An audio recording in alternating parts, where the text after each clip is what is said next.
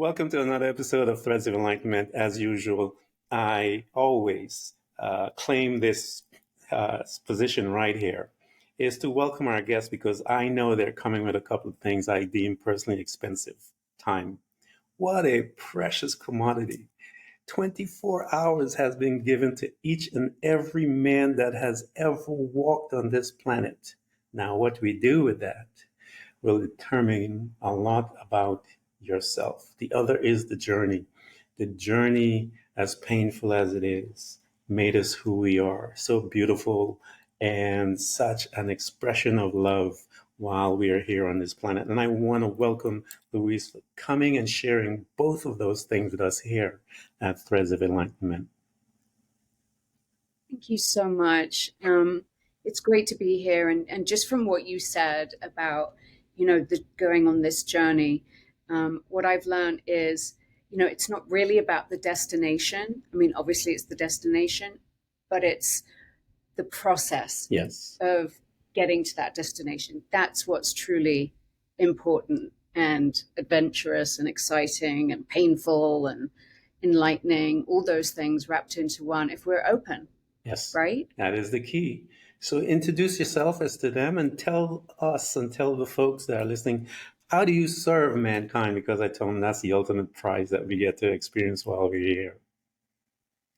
It sure is. Well, obviously you can tell I'm not an American. I mean, either that or an American putting on an English accent. And ever since I was a child, I always wanted to be an actor. It was my lifelong dream.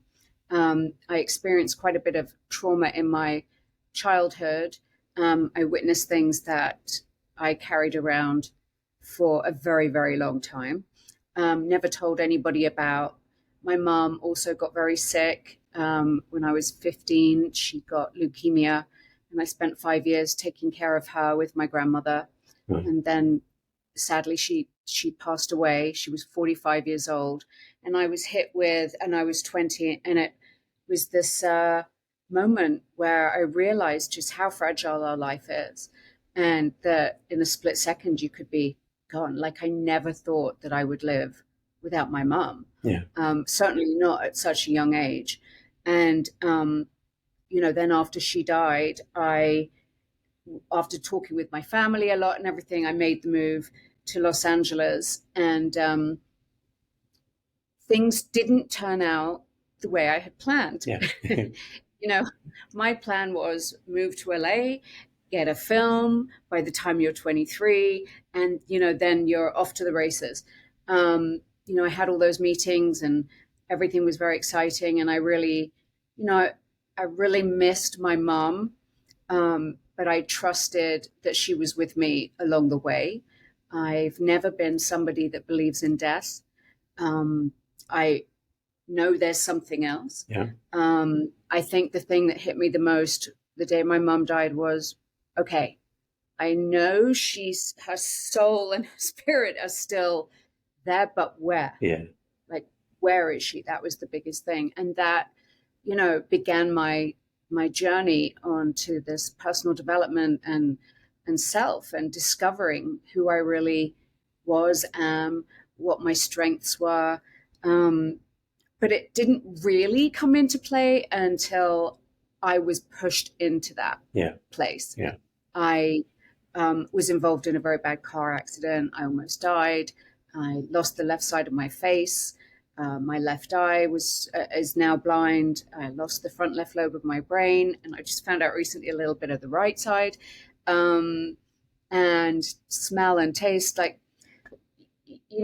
none of those really were the big deal. The big deal was that I was facially different and I was discriminated for it. Yeah. I was asked to leave public places. These crazy things that you would never expect someone else to do. It was such a eye-opening, no pun intended, experience. Yeah. So, I wake up from a coma. All my family are there. I see my modeling pictures around the intensive care unit. I'm told it's to decorate, but actually it was so the doctors could see what I was supposed to look like.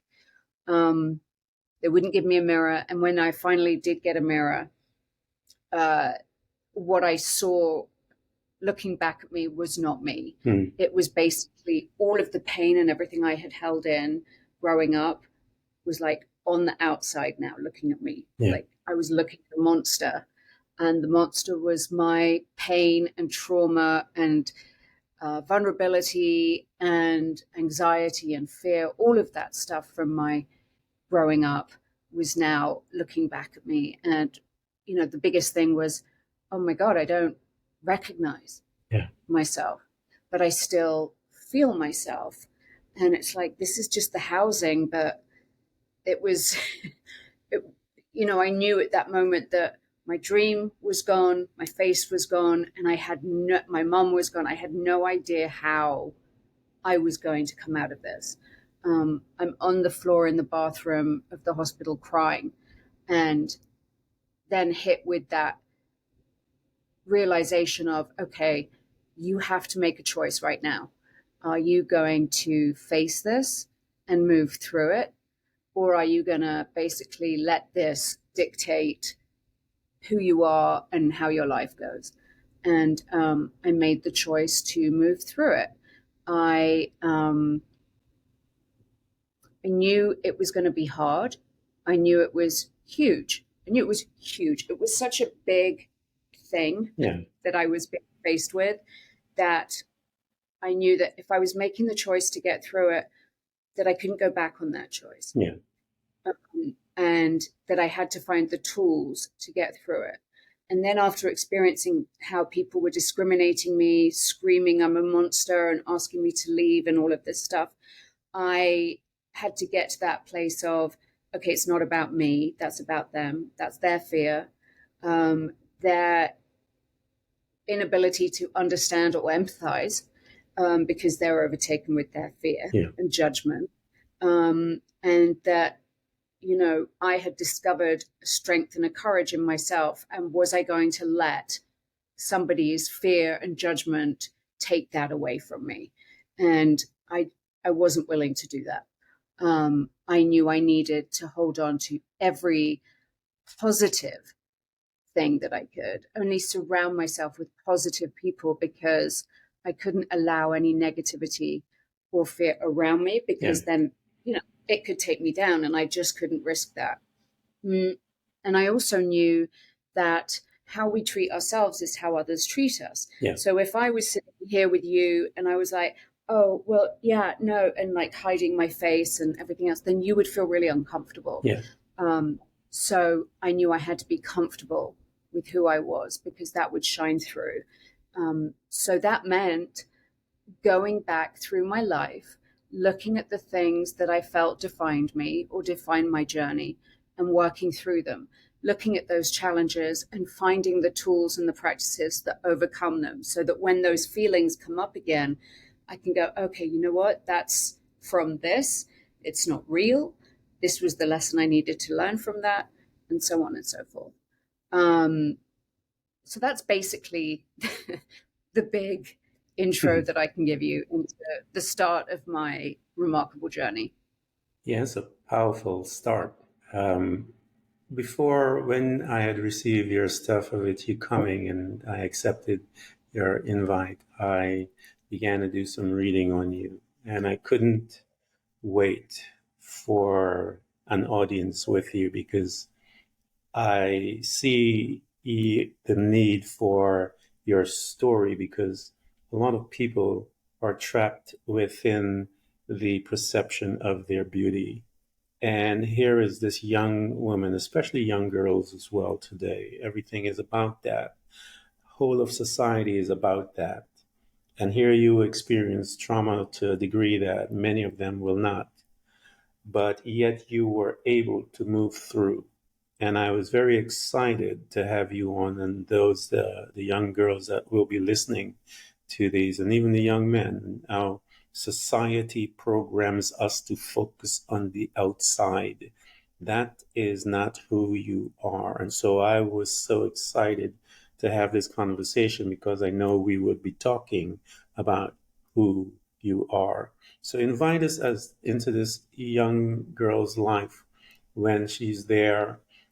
The first stage, I say to us, the first space by which we live, and you're there with your mom, and you mentioned early on that you wanted to be an actor. When did that come into you, and what was the incident that brought it into you, whereby you said, "I wanted to do that"? So, my dad was a theatrical agent, and he represented musicians, like big musicians, and as well as like talent in England. So I was Mm. always, as a kid, experiencing the backstage, going out with the talent afterwards. I'm talking Yeah, as a young kid. And so my mum put me in an acting class um, locally, and I was 4 years old, and I was loving it, yeah. absolutely loving it. And at the end of the class, the teacher turned to everybody and said, "I want you all to look at Louise. She did what you should be doing." And I think that I was like, "Oh, that's it. This is what I need to be doing." So I ran home. When my mum picked me up, I Yeah, was like, "Oh my God." And very excited because I knew that was going to be my life. yeah, And so whenever anybody asked me, "Do you know what you want to do when you grow up?" Or whatever, yeah, I'm an actress. yeah. And I couldn't understand how people, at age 7 didn't know what they were going to do when they grew up. It was like, "Don't know." They'd be go, "No." I'm like, wow, that's weird. So I always had it planned out. So I don't know if it was something that was put in my life to help me get to the next steps, Yeah, because it was definitely something that every time, there was discomfort or a traumatic experience, or I could tell something was about to happen, or whatever it was, I always turned to my dream. yeah, It's okay, I have a dream, I have a dream.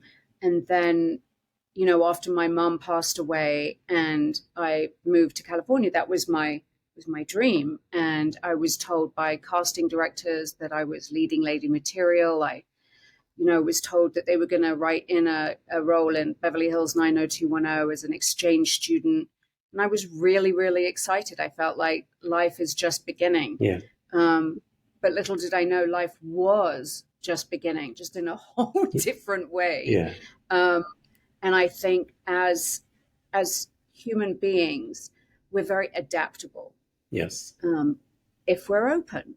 Hmm. I think the biggest thing with anything that we go through in life, whether it's breakup, divorce, leaving school, moving to another country, whatever it is, that's something that faces us to look at our reestablish our identity Yes. in as this new. It could be just something really small, like the moving school, which people would think is really small, to a kid or a teenager. That's huge. Yeah.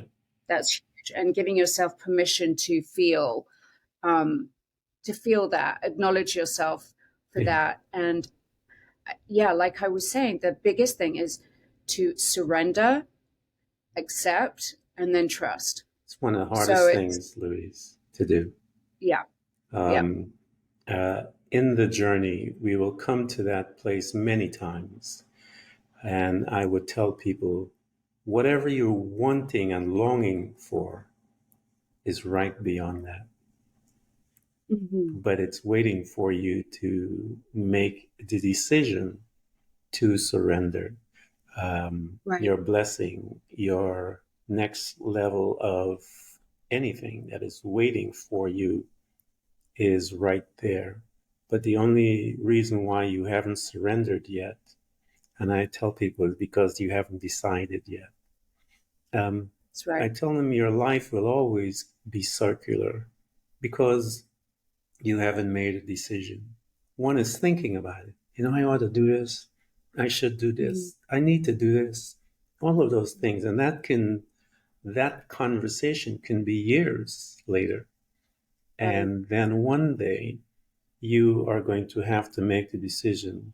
And I like what you said. You decided after you were on the floor, you decided. And so until you decide, people, your life will be circular. The human being itself, the entity of this human being is designed for that information. It needs that information in order to propel itself from where you are.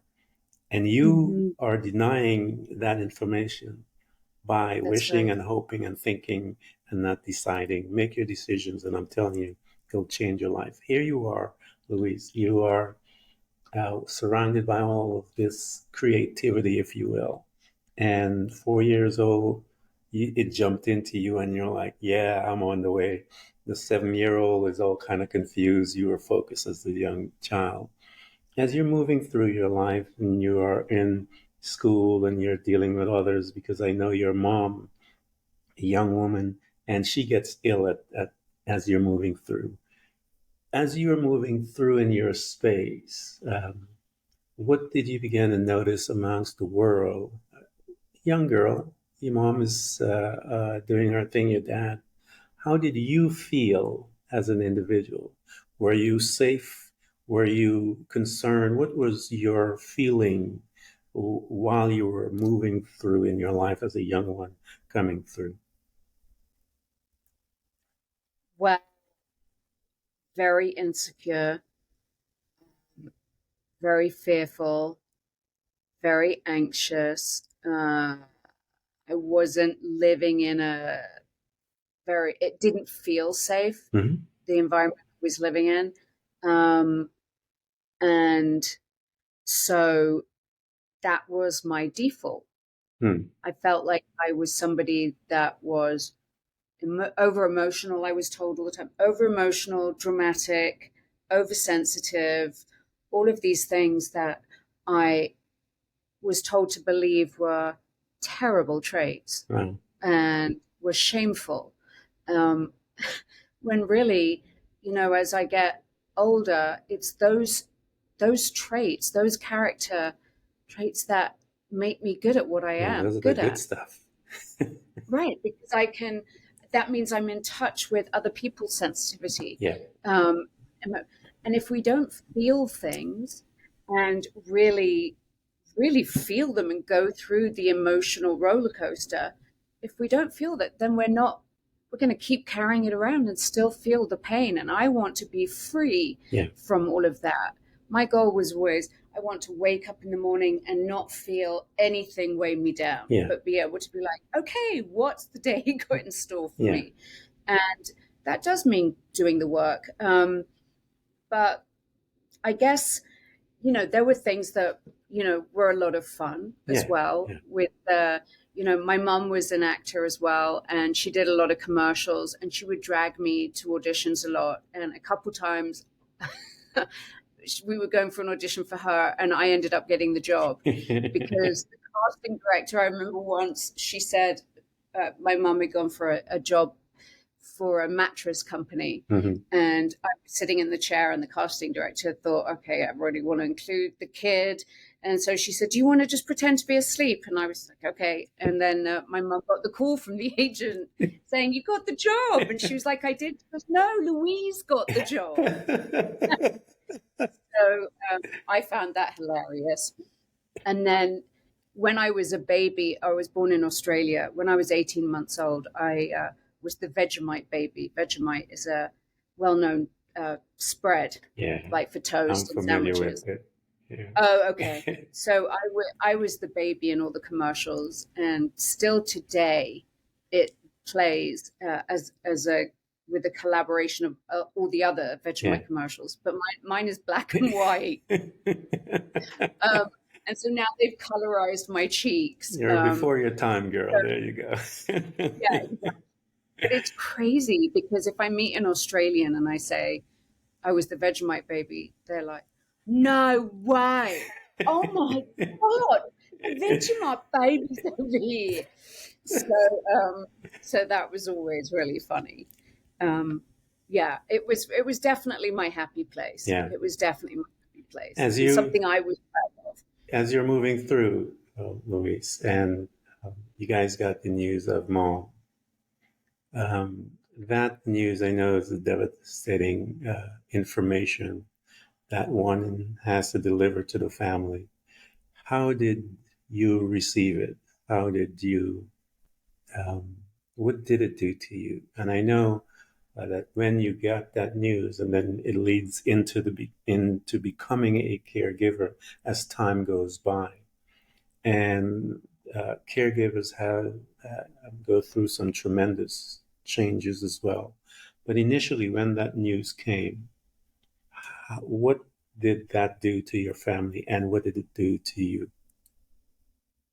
The news of my mum being sick, Yeah, or the news of her being sick.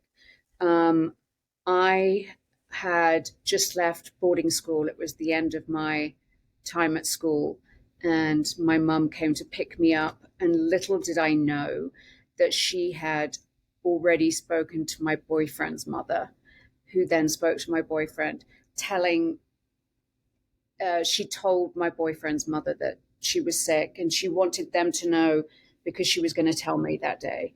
And she wanted me to have that support. My brother and sister were too young to really understand what was going on.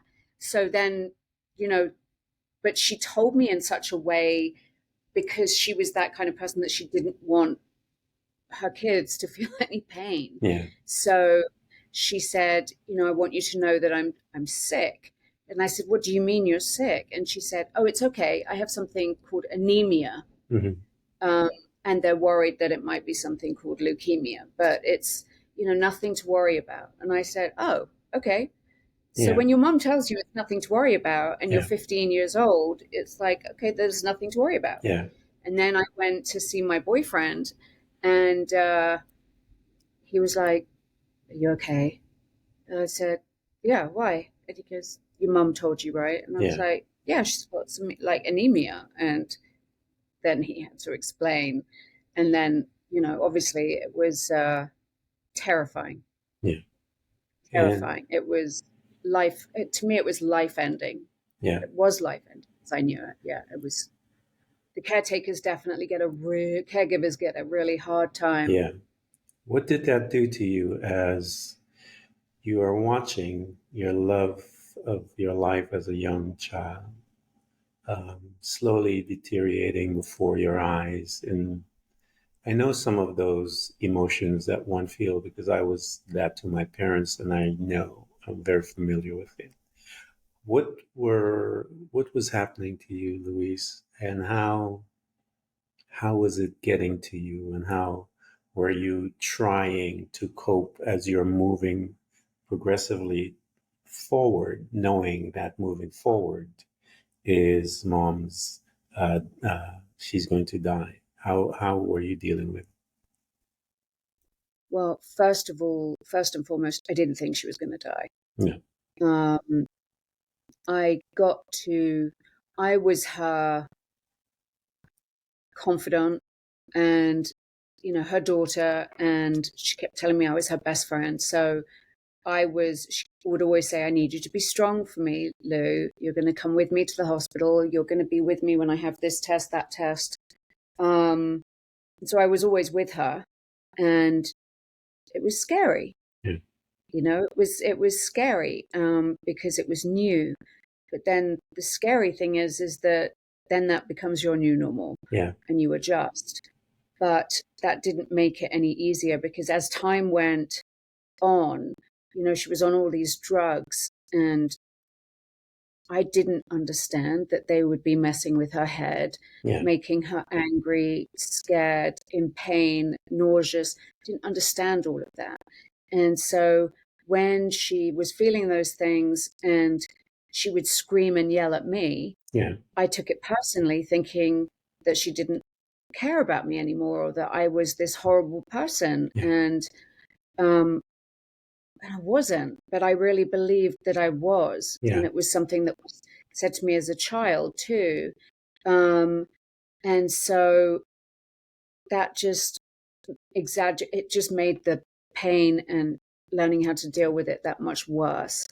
So after time and being miserable, and my grandmother witnessed it as well, I had to go and see the hospital psychologist Yeah. because I found myself.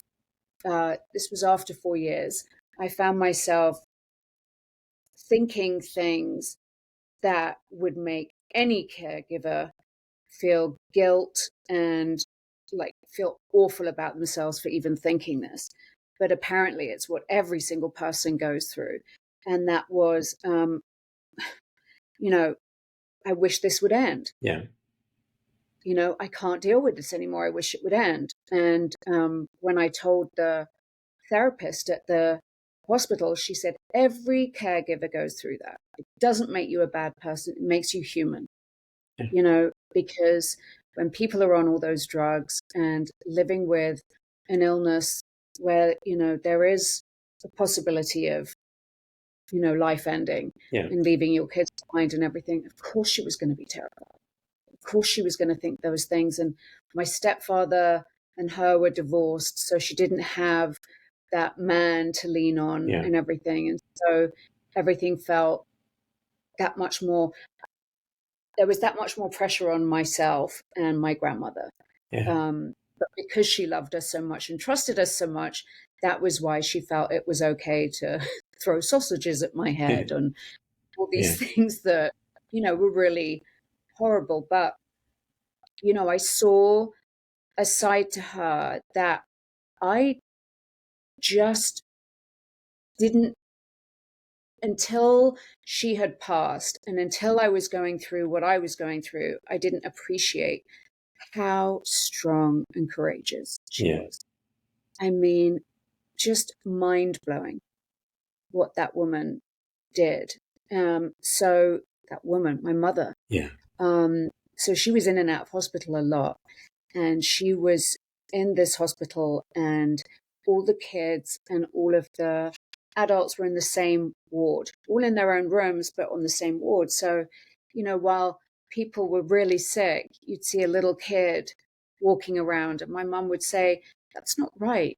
Yeah. Like, it's not right. They don't need to be faced with, illness with older people around them too." She said, "I want them to have their own ward."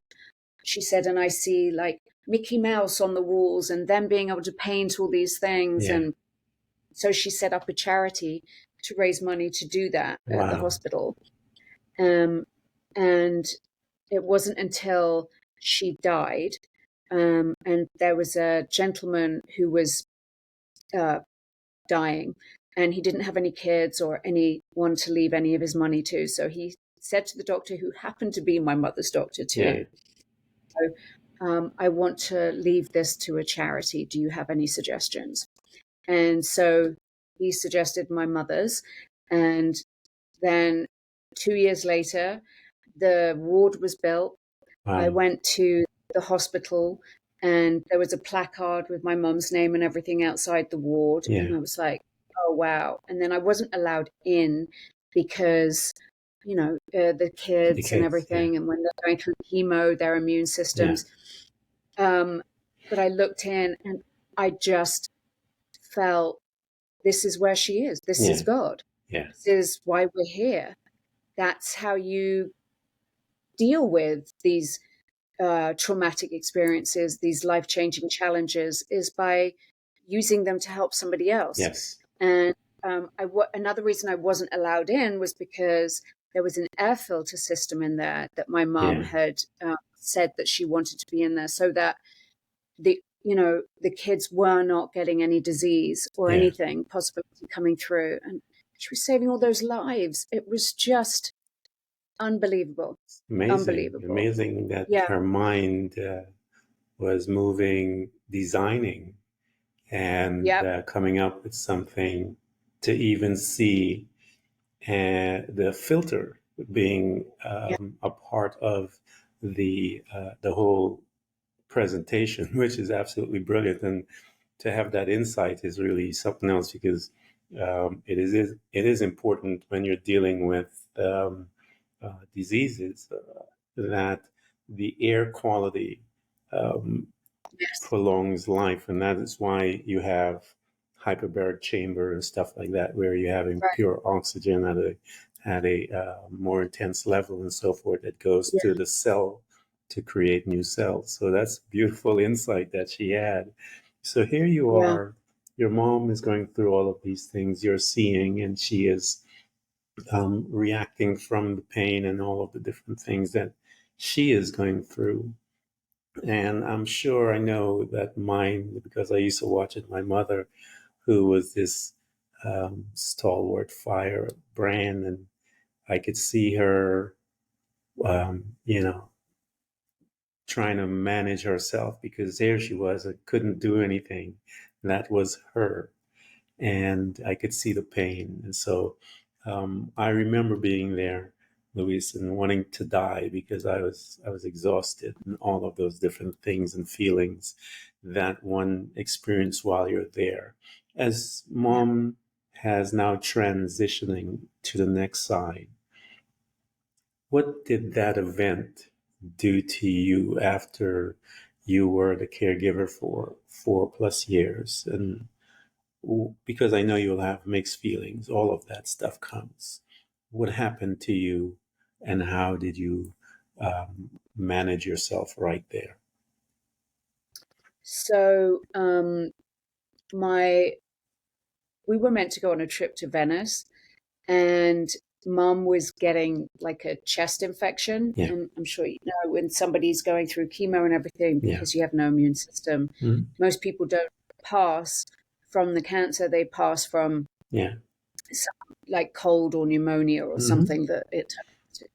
So then her doctor said, you need to come into the hospital. And then they kept her in there. But she kept saying, make sure you go and pack the things for Venice. And I was like, Mom, I really don't think we're going on vacation. Yeah, And she was like, no, I want you to pack. So I had to just, okay, yeah, I'll pack the things for Venice. So, she obviously, was just getting worse and worse. And I was going to the hospital a lot and was getting, I still believed she was going to get through it. mm. I still believed she was going to get through it. Um, and then, even though a few weeks before that, she was having one of her tests and she was screaming in pain, and I was sitting next to her, and she turned to me and she said, make sure you take care of Ollie. And I go, he's so little, make sure you take care of Ollie. That's our brother. And it was one of those times where you couldn't say, oh, stop it, Yeah, because she needed to hear, yeah, don't worry. And so I was like, okay. And that was the first time I was like, oh, wow, she is now preparing me for yeah, what very possibly could happen. So um, she's put in the intensive care unit. I um, was at work one morning and I just got this sense that something was very, very wrong. And I yeah, called my grandmother and I said, we need to get Ollie.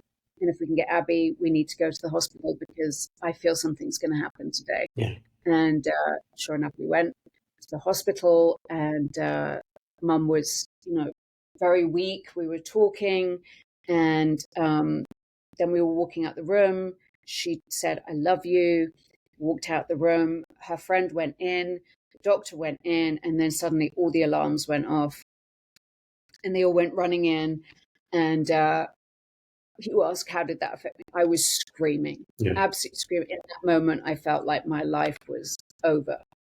The fear, everything, that they had to shut me in a room yeah, because I was absolutely beside myself.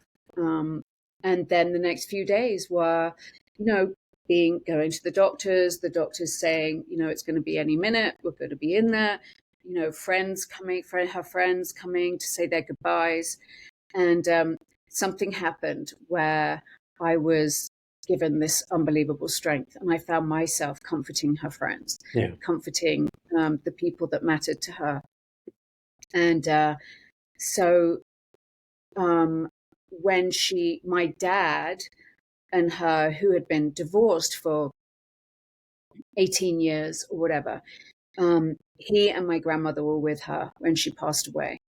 And then they came to the house and told me, and then we told my siblings.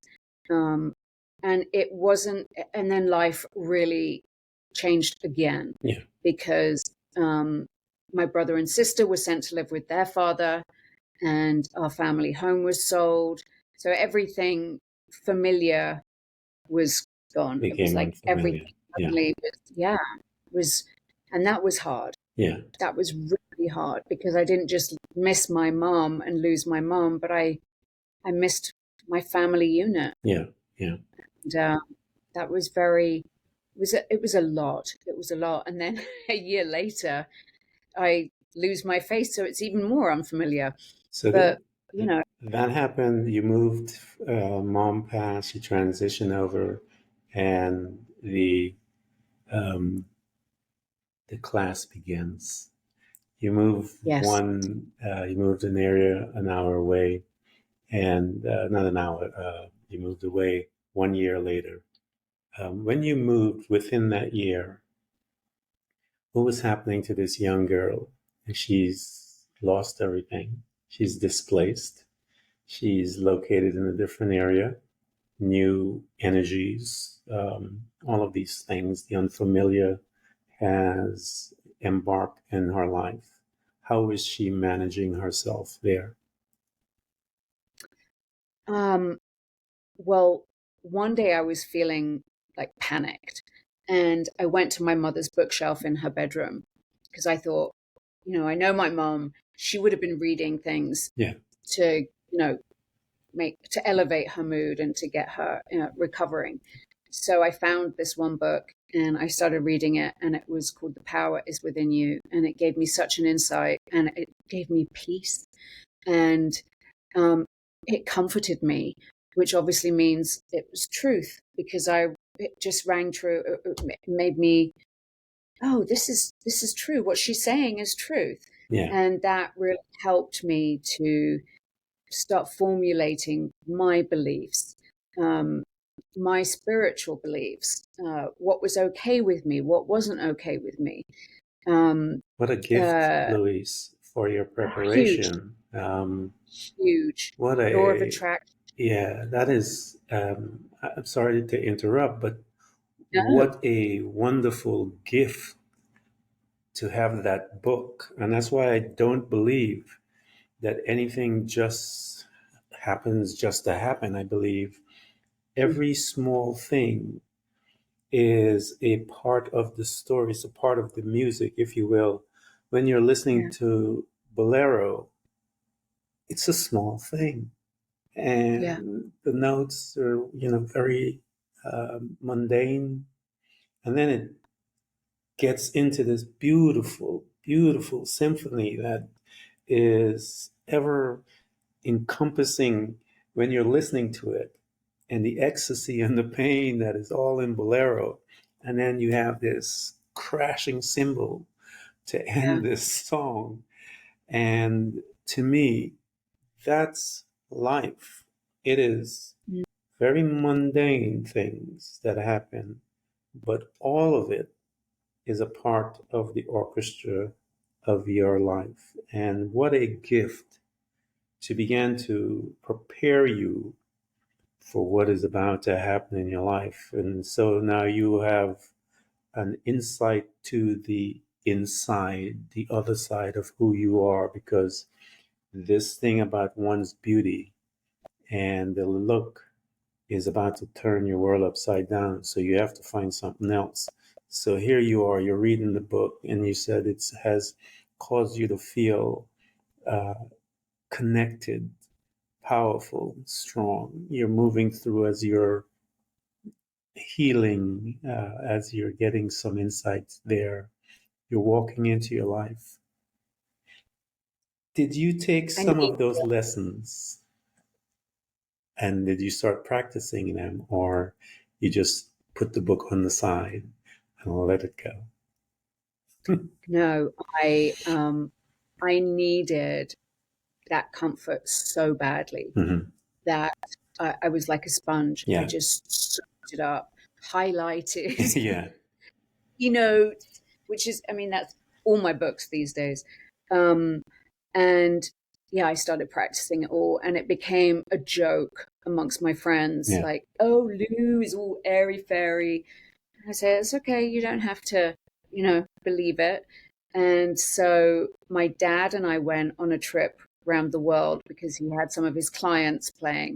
Like Shirley Bassey was in Yeah. Australia, and like all these different. So I met with agents in LA because we went there first, and then we went to Australia and I met with agents there. And the ones in LA and Australia both said, you're going to work all the time. And so I was very excited about that. But Australia felt that little bit too far away. Yeah. So, LA was the choice. And I said to myself when we got back to England, I said, okay, if I get 2 national commercials, that will give me the money to move to LA. Yeah. And I got 2 national commercials within a month. Yeah. And it was like everything just kept falling into place. What were So I those do believe. tools? What were those tools? Sorry to interrupt. What tools from the book, from reading the book and your studies, did you invite into your life? What were some of those tools that you brought in before you started your other journey? So language is very important. Yes. Not using the words I can't, Yes. I want, I'm Mm-hmm. trying, because there's no such thing as trying. You're either doing it or you're not Yes. doing it. So when you're saying that you're trying, you're actually doing. Yeah. Um, so negativity, dealing with negativity, visualizing. Yeah. Visualization was Yeah. huge. So, and detaching energetically from Yeah. things. There were so many. Yeah. There were Words so are many. energy. Words are very, very powerful. I don't care what people say. Words Very. are energy. And when one releases words, you're releasing energy into the individual. You can build them up. They feel it. They feel it because it attaches to parts of the soul and create an emotional response. Whether it's Mm-hmm. negative words or positive words, it carries power. I remember growing up in the church, and they had this scripture that says, um, "Power of life and death are in the tongue, in your tongue." And so the words carry Yeah. life and death. And what is it you want to speak to that individual? So that's why I'm very mindful, because people always ask me, why you take so long to answer? Because I want to make sure that when I release the words, that I have to honor them, number one, and I know that they carry a results either or. So I'm very choosy in what I say. So here you are, you're incorporating all of these things. You've made a decision. You're calling those things in your life. I need it. I need this. And two shows it manifests. You're walking in your power as you begin to digest all these things that you have in the book, and you are gone. You're moved to this LA, beautiful, attractive place, single woman doing her thing, and her life begins to change. Talk to us about this. So one of the things that I always think about is how I was doing all of this positivity work and visualization and these things, and yet the car accident happened. And I'm a big believer in the law of attraction. So it's like, what was I putting out that made this come to me? But I don't believe that was something I was putting out. I believe that was something that I had already decided was going to happen before I got here Yeah. to planet Earth, that I needed to learn from that experience. Yeah.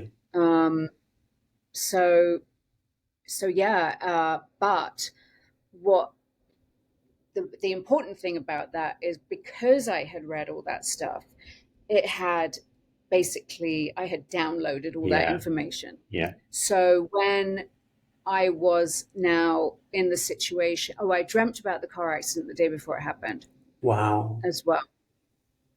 Yeah, I dreamt that I had a car accident and lost all my hair. Now, And when so, you had that premonition, they say in the old ways, when you had that dream, and I believe our inner man, soul man, wants to communicate also. You know, things happen mhm, while we're down, sleeping and so forth. When you had this yeah, dream, when you came into your conscious mind, we know we have the subconscious mind, the conscious mind.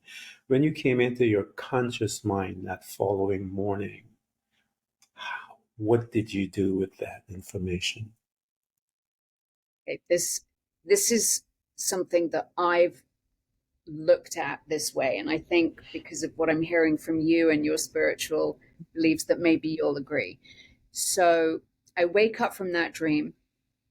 I go to get something from my new car, my Ford Mustang convertible. It was new to me, but it wasn't a new car. It Yeah, was a used car, and I had left my modeling pictures, some of my modeling pictures, in the car, as well as my passport. yeah.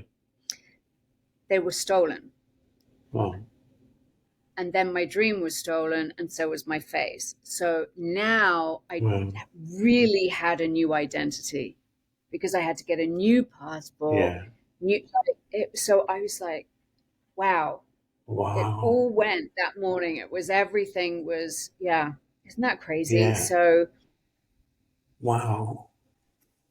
So here you are, you woke up in the hospital, and as you stated, the pictures are all there to not for you, for them, so that they yeah. can see what you look like.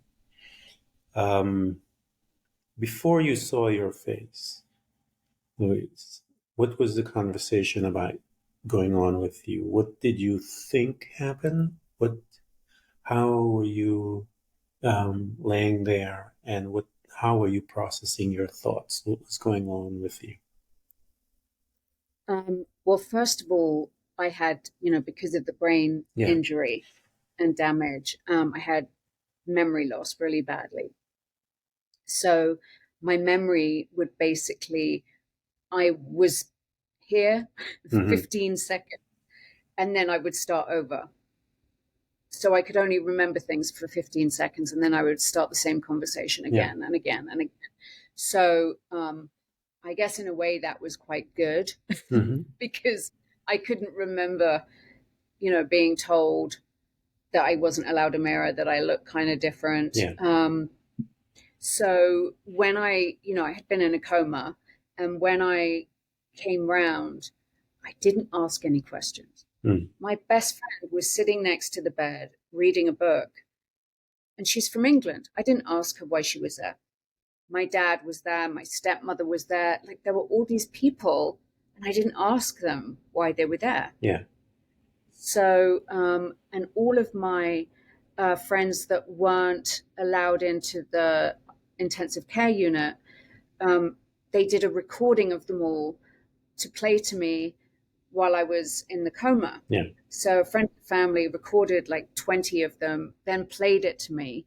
And then when I woke up from the coma, she played it for me again. Yeah. And I said word for word as it was coming out of the machine, Wow. what was said on the, yeah. So I know that part of me was there Yeah. and part of me was Yeah. here. Um, so yeah, and then my body couldn't move. Obviously, Yeah. I had no idea the magnitude of what had happened, even though there were tubes coming out of everywhere, and I was getting all this incredible attention, and people kept telling me how much they loved me, and I Yeah. was like, all right, laughable, what's going on? Um, and then, I could tell there was something wrong with my face because it was, no matter how injured or broken you are, you can tell by Yeah. looking at someone you love's face if there's something wrong. Yeah. And like every time I would ask for a mirror or something, you would just see the wince, Yeah. or them look at the floor. And I thought, oh God, there's something really wrong, isn't there? Yeah. But then I would make a joke, and then I would just start over. And I think that was hard for people as well, because they Yeah. thought maybe I was in denial, because how could I find any of this funny? Yeah. Um, you know, like they came in one day to the intensive care unit and they bought a bag, a freezer bag with my hair in it, Wow. with blood and everything in my hair. They were like, we just wanted to know if you wanted your hair. And I made some kind of joke like, oh, that would be great. Do you have any glue? I was like, Yeah. but I can't, but that's where my head was. Yeah. I was making jokes when it really clearly wasn't funny. Yeah. But I found it all hilarious. It wasn't until when I had been moved out of the intensive care unit into my own room that when the doctor came in at 6 in the morning, he said, I've come to take the staples out of your head. Yeah. I'm like, what? I thought clearly he needs to go get more sleep. Who's got staples in their head? Yeah. And then removed all the bandages, and then I realized I hadn't. So that was really the reason why I was allowed to go and see myself in the mirror that day, was because I asked somebody to bring me something to cover my head Yeah. because I had no hair. When you saw that, where your outer house has been damaged, and how did you? What did you see when you saw that? Because you're now going against all the programming that society has programmed into all of us from the day we were born. Even when you're in the womb, we are being programmed about, handsome and beautiful and all of those things. When you saw that, what happened to you, Louise? Well, when I went into the bathroom, my dad and my grandmother and family friend and a doctor were in my room, and my best friend came with me into the bathroom. Yeah. And I didn't lift my head up yet because I wanted to make sure the door was shut, and I knew I needed a moment. Yeah. So Emma was standing next to me, and I raised my head slowly. And obviously, it's one thing seeing your face completely smashed in, but my head Yeah. as well, because they had done this 12-hour brain surgery. They had, shaved my head, and I had a scar from here to here because they had to open everything. And it's huge, like bruises and marks where the staples had been, and all of this was swollen and bruised and cuts. And there was, and it was so swollen. Like, friends of mine still joke. They were like, your head was the size of a watermelon. Mm. It was enormous. And I don't really know how to explain what it was like, because it was surreal. Yeah. It was, Yeah. I mean, you realize that you're not dreaming. Yeah. Like, oh my God, this is real. Like, what? It's suddenly everything just collapses Yeah. around you, because now what? Like, what? Now what? Like, it's so overwhelming, Yeah. so big, so life-changing, devastating, scary, didn't make sense, collapsed on the floor. And then because I had no hair, it took me back to when my mom was Yeah. losing her hair. Mm-hmm. And I used to try and comfort her. And I shaved her head for her when, she was like, I just have to get this out Yeah. of my bed because it was all falling out. And so as I lay on the floor, it was like, I get it, Mom. I get it. Now I get what you were going through. And then I was like, but this is a little worse because there's a lot of bruises. Yeah. Yeah. No, I'm joking. It wasn't worse. They're just, Well, no, it's just how humor is a great medicine. I know yeah. many people that got healed from laughing. So it have all kinds of chemicals starts releasing to, and the cell. I mean, people don't understand the power of laughter. People get healed from laughing. So huge. I Yeah, get it. Some people, that's how they cope with trauma. yeah, Some people yeah, cry, some people laugh, but trauma, it demands an emotional response. Now, how we respond, that's, never know you it's never going to know. And respond. so um, it is just the way. So here you are, you incredible.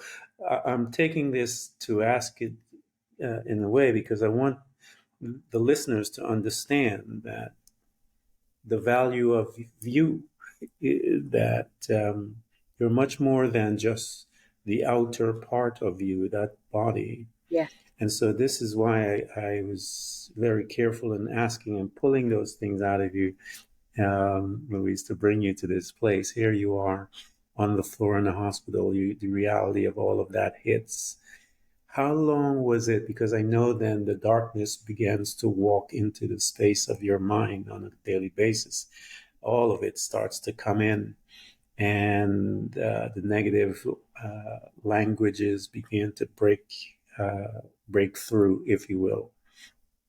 Um, in that space right there, with all the negative thoughts, and your opening your information that you had before with the book, did they begin to collide when you were in that space in the hospital, as you're managing your thoughts when you're laying there?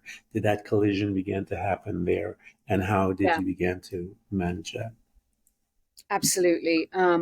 So I'm on the floor, like speechless, Yeah, crying, but it was guttural, yeah, And my best friend said she wanted to say it's okay, but it wasn't yeah. okay.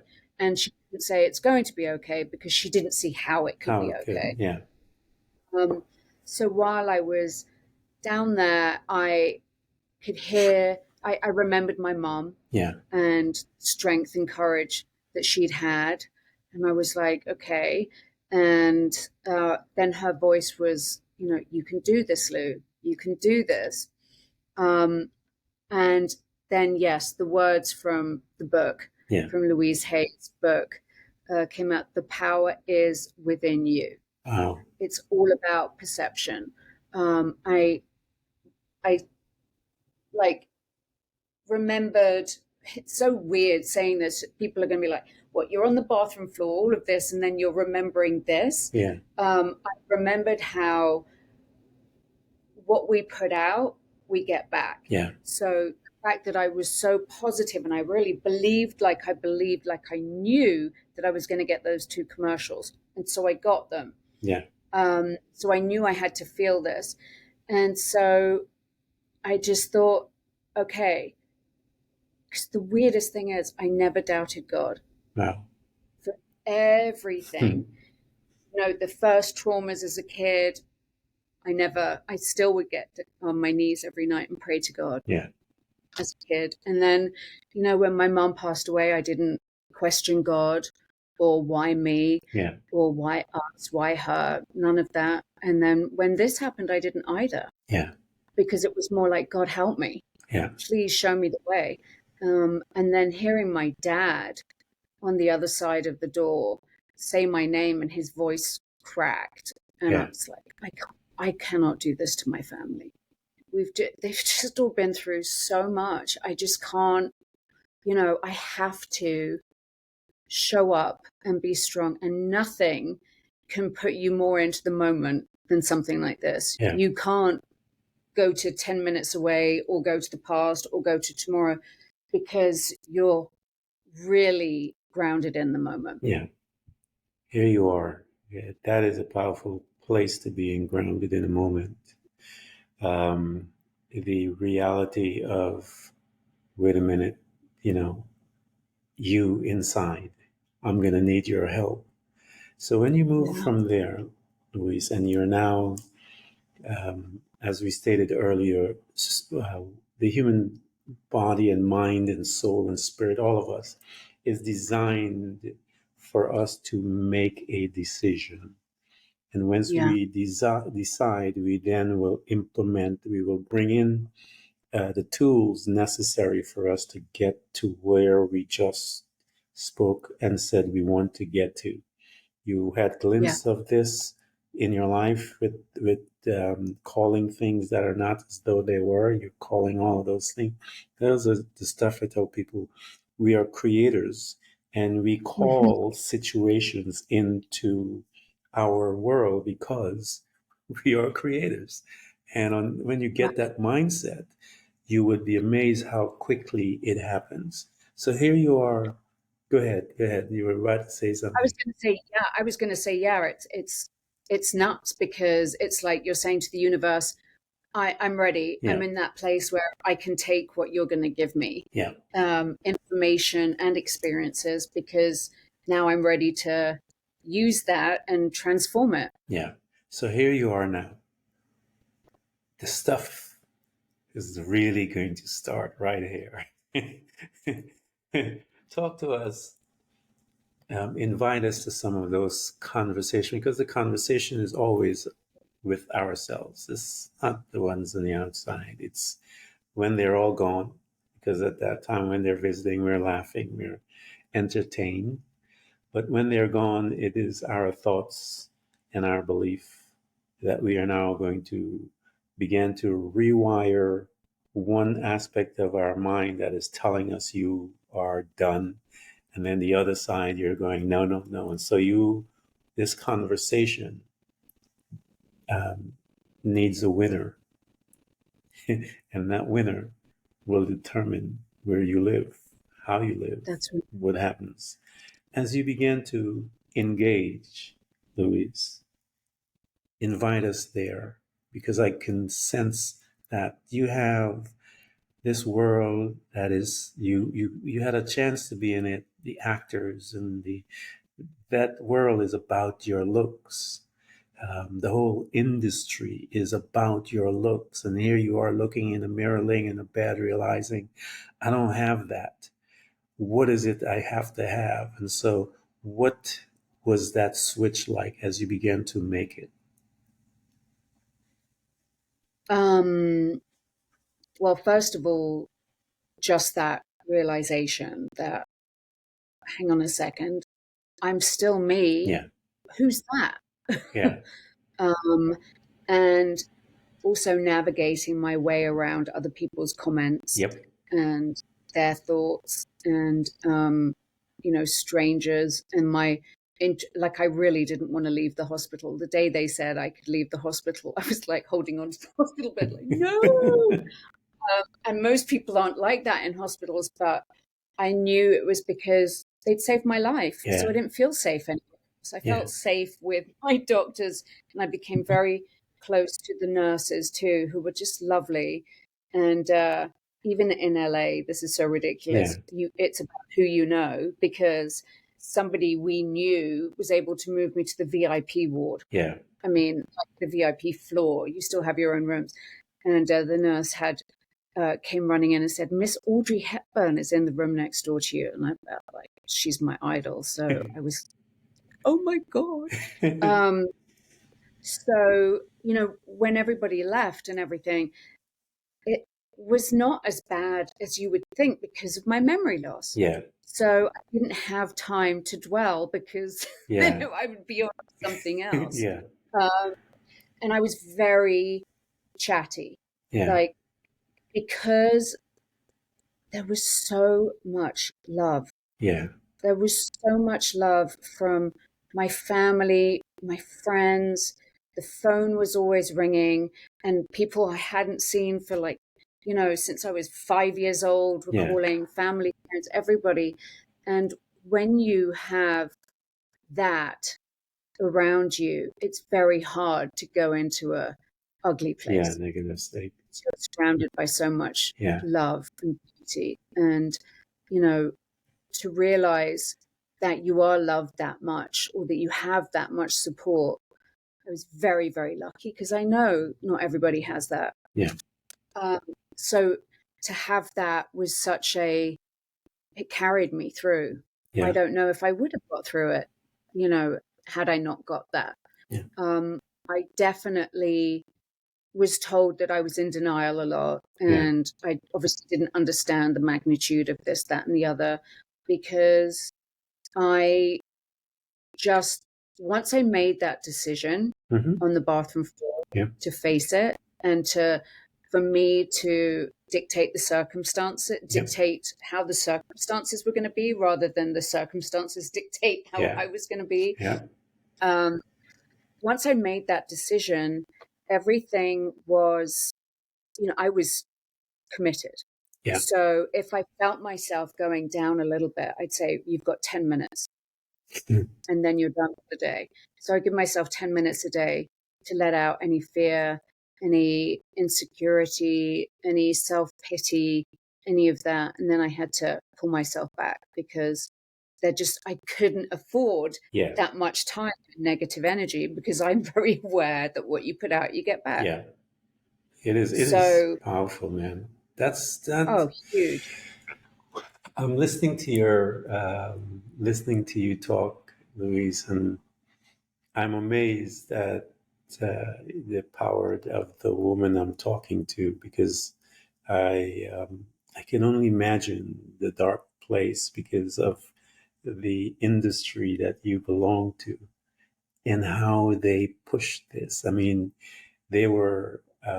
It's based on perfection, and whoever eyes that individual is at that time, Right. whatever he or she seems to want in perfection. And so being in that space, individuals like yourself have what a world to live in, to be there. So here you are in this So world. I know. And I kept thinking, I'm not going to let some stupid car accident take away my dream. I've Yeah, had this for so long. I've gone through so many things. And so I thought, I'm not going to waste any time. yeah. So I sent out my headshots, my original headshots, to agents. I'm so glad you're laughing. I thought it was funny. So I sent it to agents, because Yeah, I thought, I knew in my head what I was going to tell them. yeah. So I got called into this big agency. And when I went in, the assistant sitting behind the desk was like, oh my God, what is that woman? Like, what is that?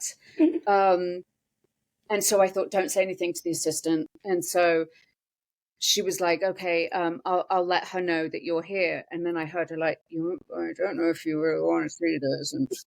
And so I thought, unbelievable. So then I go into the room, and the agent's face just looked at me and was like, hi. And I said, oh, I know, I know, I know, I know. I don't look the same as the picture. I know, but I am going to be fixed. So I don't want to waste any time. I did move here from England. So with this the way it is, let's use it. What about Star Trek, horror movies? I can do these things. They won't need much makeup, and I was absolutely serious. And the cast, the agent was like, I don't think so. So why don't you come see us when you're fixed? And I just thought in my head, I was like, they have no imagination.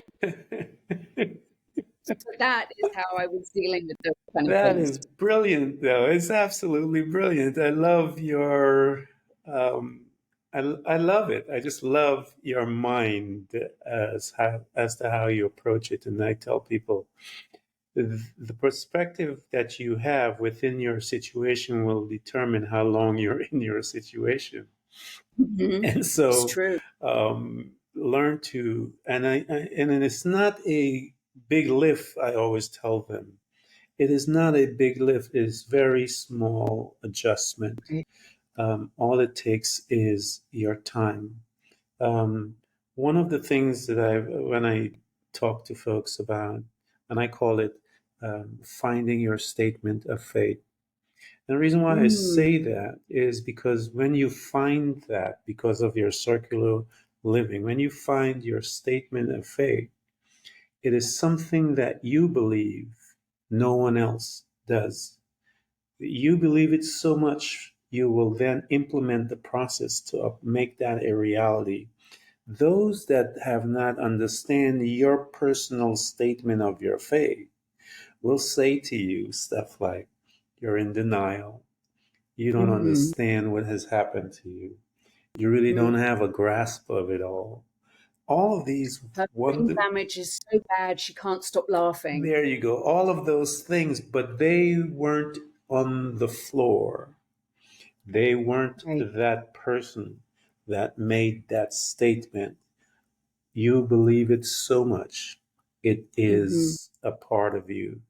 And those voices are all distraction. That is why you need to make that, because the human being, the essence of you, needs to focus on those few words that you had Mm-hmm. just spoken, because those few words is exactly what it needs in order to move you from one space to the other. And once you believe it, I used to say to my kids, when until you get there, you are not anywhere close to where you need to be. You have to look at me Right. dead in the face and say, Dad, I don't give a damn what you say. This is what I want. And I said, when you find that, you have found it. You have now become, you've taken your place that is necessary to escort you to the next space of your development. You got to get there, Yeah. guys. What a powerful story this is. Um, just with that, to continue with what you were just saying, my doctors, it took me 5 doctors until I found the one that said that he could try and help me, Yeah. because all the others said there's nothing we can do, it's too severe, and I'd be like, well, I'm an actress, so you might as well think of a new profession. And I think, oh God, they're just not determined. Yeah. um, They don't have the and imagination. and again, well, I used to sit, yeah, exactly, I used to sit in front of the mirror and love it and love myself. Yeah. I would say, you are extraordinary. You have courage. You're unique. All of us are extraordinary Yeah. and unique, have a reason for being here. We've chosen things we want to learn and experience and grow through. Yeah. And so, no, I can't remember what I was saying. Oh, right. So, because I had such a strong mindset, I didn't take no for an answer. Yeah. And then going through all of these, even the eye surgery, I've had 28 reconstructive surgeries, 5 eye surgeries, and 3 brain surgeries. Wow. And the eye surgeries, the doctor was like, I don't want to do one more because you've only got one blood vessel taking blood to the eye. And if that gets damaged now, it'll disintegrate. And I go, it's all right. I'll take the risk. Yeah. Yeah. Like, I didn't get this far for the last surgery not to work. And they were, anyway, so it worked, Wow. and yeah, I don't look perfect or exactly like I did before, but I have some really cool scars and stories to tell. And, the doctors said to me afterwards, they were like, you did this. Yeah. Like, we didn't think it was possible. You told us, you basically made this a reality. So I know all of your listeners can do the same, Yeah. because I was that, remember, who was over emotional, oversensitive, dramatic. And so if I could, find that mind power, anybody can. Yeah. You guys that are listening to Louise tell this story, that's it right there in a nutshell. Those few words that she just spoke. You can do this. Um, and I always tell everyone, I want to make sure that you guys listening hear this, that you are an endangered species. The minute that you leave this planet, your fingerprint goes with you, your voice recognition goes with you, your eye, all of it goes with you. They are making billions of dollars on your uniqueness. The whole police department and the justice department exists because of your uniqueness. When someone commits a crime, they're looking for the uniqueness of that individual to find if they were the killer or not. We break Right. it down to DNA and all of these different things, but you are an endangered species. When you die, you're gone. So with You that live on in, knowledge, yeah, love go on. yourself. Do not give people permission to Mm, treat you any different than how you treat yourself. Louise said it. She said if she treated herself a certain way, that energy she was sending it out to individuals, and they were responding based on her. Don't let anyone on this planet disrespect you by speaking ill of you, touching you in ways that do not allow it. It is boundaries, guys. Boundaries. When one has, if they cannot respect you enough to, um, for those boundaries that they're violating, move quickly.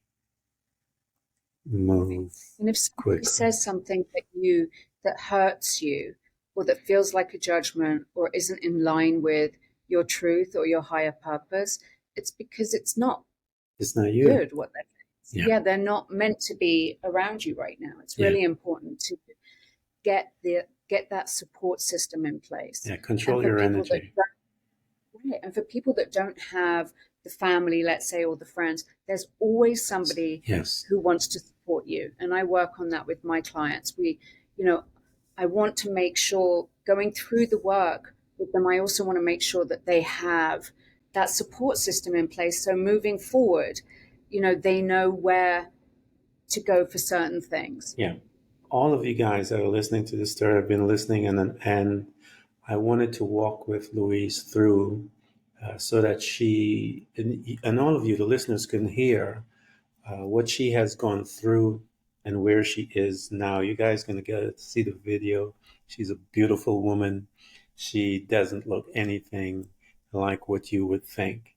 And she has a history, a story. And I always tell people, when you're looking for a coach, find a coach who has been through some stuff. And I always try to keep it clean because I know there are younger folks that listen, but you got to find yourself a coach that's been through some Yeah, stuff. Why? Because they are familiar with those areas that are very unfamiliar to you, and they know the question to ask you to unearth the beauty in you. And the questions, when asked, will be able to switch and change your perspective in your current right. situation and set you free. And so I want to welcome all of you guys. Get into her space. I want you to call. I'm going to provide everything for you guys to get through. Those that are struggling with their looks and don't know who they are, those who are struggling, period. I have someone that has been through some stuff that is able to guide you through, that is able to hold your hands. If you're in a place where you have no one, I have someone that is willing to do the heavy lift with you. And the heavy lift is just to create a space by which you can be you. And so That's it. I have someone that is willing and knows how to get the accomplished done. And she will help you to move through your dark space faster than you would be able to do it on your own. I tell people, when you find a good coach, it's like taking the elevator. If you stay without one, it's like you're taking the stairs. You're gonna get there, but it's gonna take you some time. And you're gonna And I think it's also important for people to know that you don't go with the you go with the coach that you feel a yes. connection with, which is why it's important to call, to speak to several coaches, Yeah. not to feel like you have to go with the first one. And I would love to offer your listeners a complimentary transformation session for anybody that wants it. Just email me, louise@louiseashby.com, and we'll set up a time. Um, I want people to feel that they have everything they need to overcome and to live Yeah. a life that, I never thought that I would be a transformation and mindset coach, a Yeah. speaker, and an author. No way. But once I experienced those feelings by working with other people, the acting stuff this was something that made me feel something I never imagined I could feel. Yeah, we're going to get into that. We're not done yet. Oh, okay. So here you are, though. You're going through all of this. You're moving through. And because I want to know, how did you get here? I mean, here you looking at your acting career and all of these things, and you're still sending the headshots and going for all the auditions. I love it. And so you're dealing with all the rejections and so forth. Louise, how did that transition begin to move you from the acting into this space? Who were coming into your life? What situations were bringing them into your space? And then you will then begin to have conversation with them. Do you remember those first instance, if you will, where people were coming in and began to, as you're talking to them, they're saying, "Hey, I think you may need to do this." Invite us into that journey, if you will, as you began to navigate from going to the auditions and going before folks that didn't have any, as you stated earlier, no imagination how to utilize Exactly. your skills as you were moving through. Think you're living in Los Angeles and you don't have that imagination. Uh, so my one of my doctors said to me, "You need to write a book. Yeah, Your outlook and attitude is so phenomenal. Other people need to read about it." And I was yeah, like, "Don't be ridiculous. Everybody would feel this way if they're faced with this. You would just." It's like, "You wouldn't." But anyway, so I was yeah, like, "Oh, well, let me see what writing is like." yeah, So I would, just practice and just write little stories and what have you. And so, that kind of put the idea in my head about that. So I would write bits here and there. yeah, And then when I got my first part in a film after the whole recovery stage, it was a 5 a.m. call time. And so I'm so excited because it's like this. yeah, I'm here.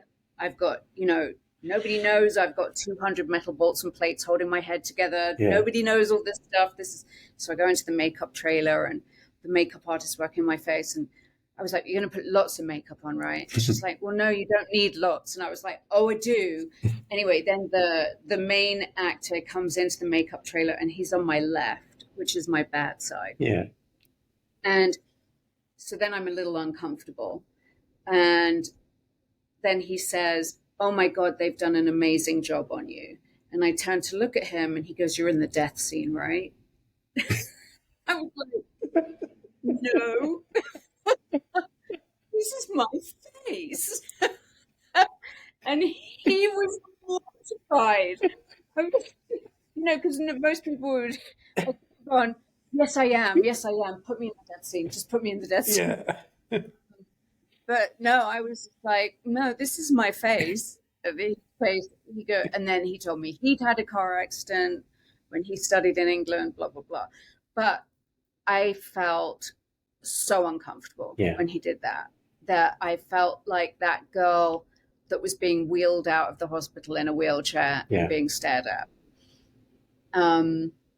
And so I was thinking, I don't know if I want to do this. yeah, I got so many, you know, because at this point I was halfway through my book. People were coming to me for advice and for tools, and I really enjoyed doing that. I was really enjoying this process. yeah, I was really enjoying, or I was being filled up with discovering myself, yeah, discovering, when you write a book or a memoir, you can see why certain things kept happening or yeah, keep happening yeah, because you haven't faced them yet. yeah, You keep recreating them. And you also get to see where you did maybe have strength where you didn't think you would, or, that you are pretty awesome. Yeah. Or you don't deserve to be treated like this, or whatever it is. It's you can treat it as an exciting adventure. Yeah. Um, that doesn't mean it's not a roller coaster, because it is. Yeah. But every time you find yourself going really down, it's about what are the things you can do to pull yourself up. And then the more that you do that, then it becomes a habit. Yeah. Yeah. Yeah. That's when you start changing things. Is when the consistency, as I said to you earlier, discipleship. We have to become disciples in our life. Yeah. Disciple, what does it mean? Discipline. One becomes disciplined Yeah. the in the pursuit of knowing the self. Yeah. Become disciplined in acquiring knowledge. Become disciplined in wanting to know more. Mm-hmm. I always say to people, when one complacency is an enemy of personal development. I was in the corporate world, and many of the studies that I saw, that when a big company become complacent, that's when they become obsolete. The younger person coming behind is more aggressive, more approach. By the time they wake up, they have already lost a percentage of their market share. And so when an individual becomes complacent, oh, that's a horrible place to be, because you are becoming stagnant. It's like water that is not flowing, it begins to smell.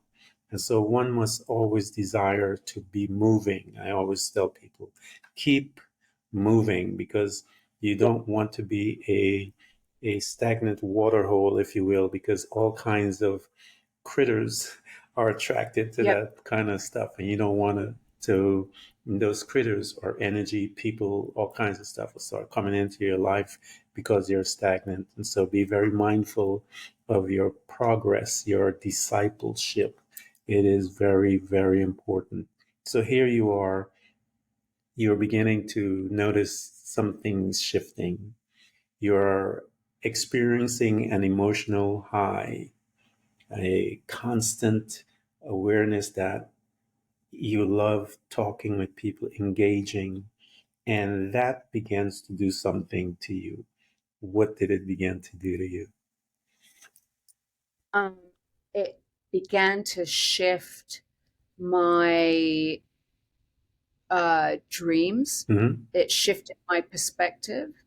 Um, it shifted my entire life, Yeah, because it made me so um, inquisitive about other people's journeys, yeah, other people's stories. How did you find you?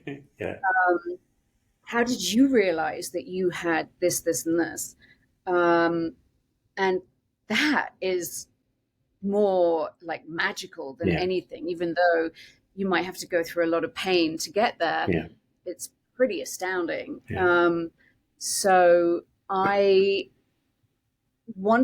so I had written the book, and I was getting uh, some magazine interviews and stuff. And then the people that were reaching out had these incredible stories, and I felt so honored to be the person that they were telling this to, yeah, and that they were reaching out to me for help. Um, but it was more that, because I was experiencing the way that people were talking to me in, the like leave places, monster, all yeah, of this stuff.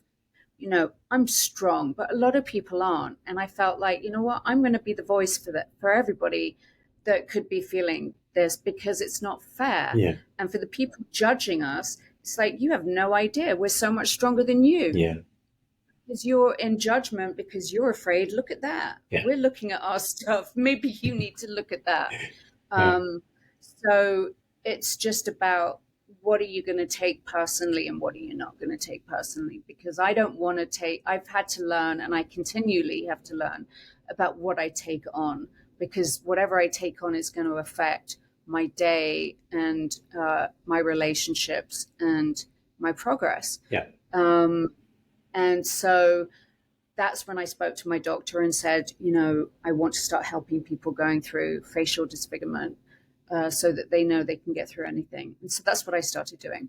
Wow, it's a And then powerful I would journey. do, It's a Yeah. powerful I journey. basically did what my mum did with hers, I Yeah. did with mine. So, so Is, yeah, it isn't was, it something? How does it yeah, feel to be there? Because as you're telling this story, one of the most impactful moment in your life happened after your mom died and you picked up a book. That to me, idol. yeah, I mean, I'm your whole story and all of you. And that's why I said, what an interruption, that someone, when you're looking at your life as a crescendo, um, that would be the one of the most important pivotal points in your existence as an individual, because it was that showed you that there was someone else living in that body, and you Yeah. needed to get in touch with that person because it's that person that is going to be able to handle everything that came into your life, Louise. Everything. That person that I had to peel away the layers to Yeah, find. Had I not been through this, I wouldn't have taken that journey to find me in yeah. there. Like, I know you must be there somewhere. What a beautiful um, story, guys. I really am honored, and I'm so glad she's here because I had said to Louise before she came, because I meditate and call people on threads based on what I feel within me, and those that come, I know it's an appointment. Um, People don't come to threads unless I call them. Um, and she is here. I am so excited. I was so excited when I saw her and listening to her story, because I know this is powerful journey that she had, a powerful individual, one that has handled one of the main things that the programming that they have told us about the beauty, and she has used it when it was taken away from her to show all of us that the beauty resides deeper inside. As they've worked on her internally, externally, internally, the beauty resides there, and the beauty is able to communicate with you, be empathetic with you, be kind to you, be loving, and walk with you as a guide. And I, I challenge you guys to get in touch with her. I want you guys to buy her books. I'm going to provide everything because to me, I see one of the strongest people in my entire life, and I am absolutely honored that she came by and she shared herself. I am deeply, deeply honored to have you at Threads of Enlightenment, Louise. Thank you so much for coming. Thank you so much. It was really lovely talking to you, and I'm looking forward to meeting some of your listeners. Thank you.